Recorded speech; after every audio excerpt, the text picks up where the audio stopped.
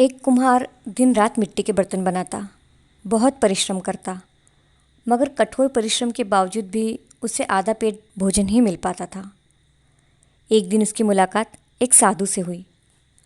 कुम्हार ने साधु से कहा कि जब भी आपकी मुलाकात भगवान से हो तो मेरा प्रणाम उनसे कहना और मेरे कष्ट का कारण पूछना।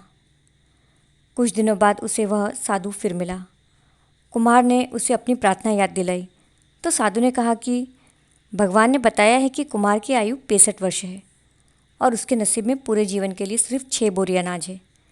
इसलिए भगवान उसे थोड़ा अनाज ही देते हैं जिससे वह 65 वर्ष तक जीवित रह सके। समय बीता। साधु उस कुम्हार को फिर मिला तो कुम्हार ने कहा कि गुरुवर, अब जब भी आपकी भगवान से मुलाकात हो तो मेरी यह प्रार्थना उन तक पहुंचा देना कि वह मेरे जीवन का सारा अनाज एक साथ दे दे, ताकि एक दिन तो मैं भरपेट भोजन कर सकूं। अगले दिन साधु ने कुछ ऐसा किया कि कुम्हार के घर ढेर सारा अनाज पहुंच गया। कुम्हार समझ गया कि भगवान ने उसकी प्रार्थना सुन ली है और उसे उसके हिस्से का सारा अनाज भेज दिया है। उसने बिना कल की चिंता किए सारे अनाज का भोजन बनाकर गरीबों व भूखों को खिला दिया और खुद भी भरपेट खाया। लेकिन अगली सुबह उसने उठने पर देखा कि उतना ही अनाज उसके घर फिर पहुंच गया है। उसने फिर गरीबों को खिला दिया। उसका भंडार फिर भर गया। यह सिलसिला रोज़ रोज़ चल पड़ा और कुम्हार घड़े बनाने की जगह गरीबों को खाना खिलाने में व्यस्त रहने लगा।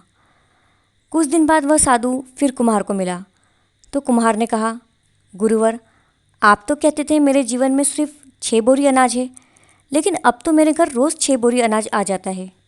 साधु ने समझाया, तुमने अपने जीवन की परवाह ना करते हुए अपने हिस्से का अनाज गरीब व भूखों को खिला दिया, इसलिए भगवान अब उन गरीबों के हिस्से का अनाज तुम्हें दे रहे हैं।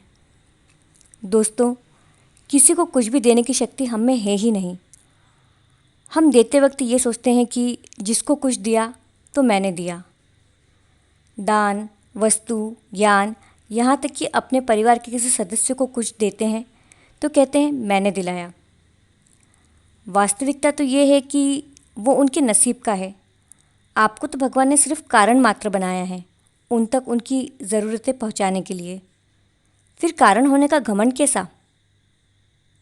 किसी ने खूब कहा है, दान दिए से जाए दुख, दूर होए सब पाप, प्रभु आकर द्वार पे दूर करे संताप।